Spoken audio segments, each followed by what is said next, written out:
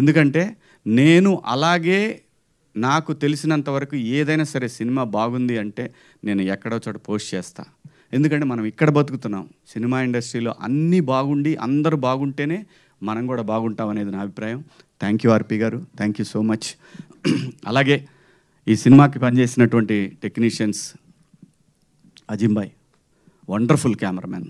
ఆయన already proved cameraman, కానీ దీనికి పనిచేయటం అనేది డెఫినెట్గా డైరెక్టర్కి ఒక ఎసెట్. అలాగే సురేష్ బొబ్బిలి గారు ఇంకా సాంప్రదాయం అనేది అతనికి ఒక జీవితాన్ని ఇచ్చేసింది.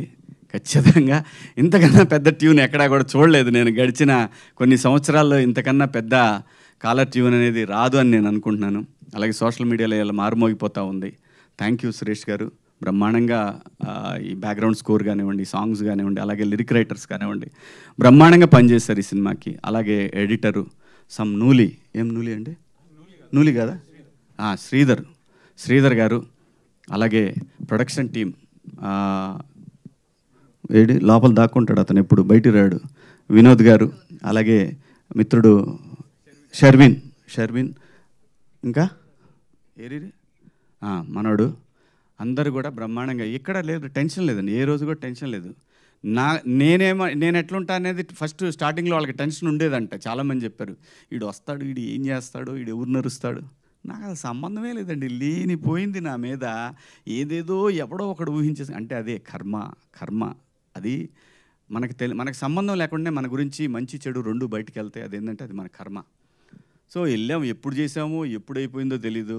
అక్కడి నుంచి అయిపోయి పెట్టి సర్దుకొని బిగ్ బాస్ హౌస్ పోయా. అంత సింపుల్గా అయిపోయింది, అంత బాగా జరిగింది, ఇది అంత అద్భుతంగా జరిగింది. దీనికి రీజన్ ఏంటంటే ప్రొడక్షన్ బన్ను కానివ్వండి. బన్ను అంటే రాజశేఖర్ మన నవీన్ గారి తమ్ముడు.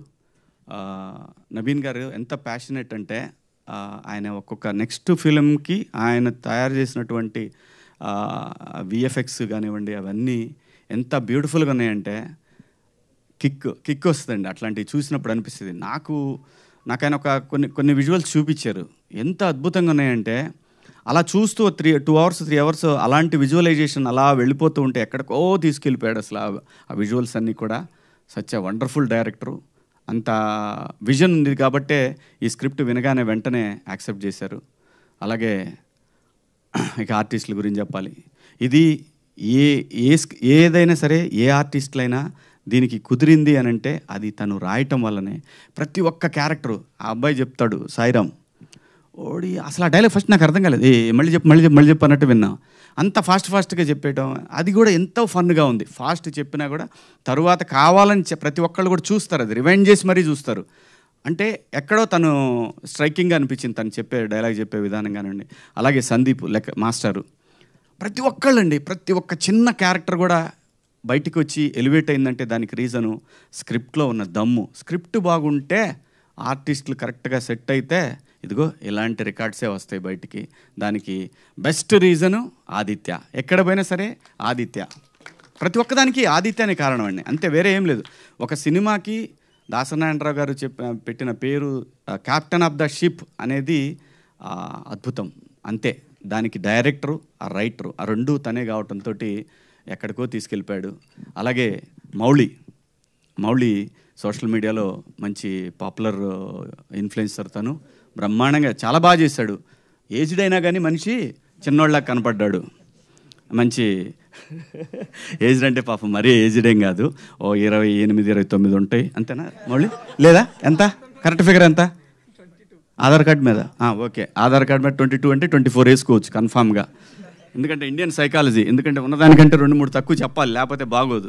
నాకు 47 అని చెప్తా ఎవరిని అడిగితే. ఆధార్ కార్డు చూస్తే మారిద్ది మళ్ళీ, అది వేరే విషయం చెప్పుకోవడానికి. కానీ కనపడటానికి 25 లానే ఉన్నా కదా, యాక్సెప్టెడ్? Okay thank you. ఎందుకంటే లేకపోతే మళ్ళీ అన్ని నాన్న క్యారెక్టర్లు, తాత క్యారెక్టర్లు పెడతారు, అదో టెన్షన్ మొదలైంది. ఇప్పుడు 3 పిల్లలు ఎద్దులాలు ఉన్నారు, ఆ ఎద్దుకి నేను ఒక ఎద్దులాగా కనపడతా దాంట్లో. సో అంటే మేమిద్దరం డైరెక్ట్ వెళ్ళిపోయాడు, ఇతను మళ్ళీ బాత్రూమ్కి వెళ్ళాడు. అతని సక్సెస్కి పడిపోతున్నాయి, అర్థం కావట్లేదు ఏం చేయాలో దాని తర్వాత. సో మేమిద్దరం అనుకోని కదలే, తను కొంచెం లావుగా ఉంటే బాగుంటుందని ఫీల్ అయ్యాడు. అతని ఇన్నర్ ఫీలింగ్ నాకు అర్థమయ్యి నేను కూడా గట్టిగానే ప్యారడైజు, మెహఫిల్లు అలాగే మన జొమాటో స్విగ్గీలు అన్నీ బాగా వర్కౌట్ చేసి మీకు కనపడటానికి ముందు వెనక అద్భుతంగా పెంచేసి క్యారెక్టర్ కావాల్సిందని చెప్పి ఎందుకంటున్నానంటే నేను క్యారెక్టర్ కావాలనుకున్నప్పుడు చేయగలము, తెలుగు ఆర్టిస్టులు కూడా చేయగలరు. దయచేసి ఆర్టిస్ట్ అనేవాడు చెయ్యగలడు అని అనటానికి చాలా చాలా చాలా క్యారెక్టరైజేషన్లో మీకు కనిపిస్తూ ఉంటాయి. సో కొన్ని పాత్రలు అలా వచ్చినప్పుడు వాటిని వాడుకున్నప్పుడు డెఫినెట్గా ఇలాంటి బాగుందనే అప్రిషియేషన్ వస్తుంది.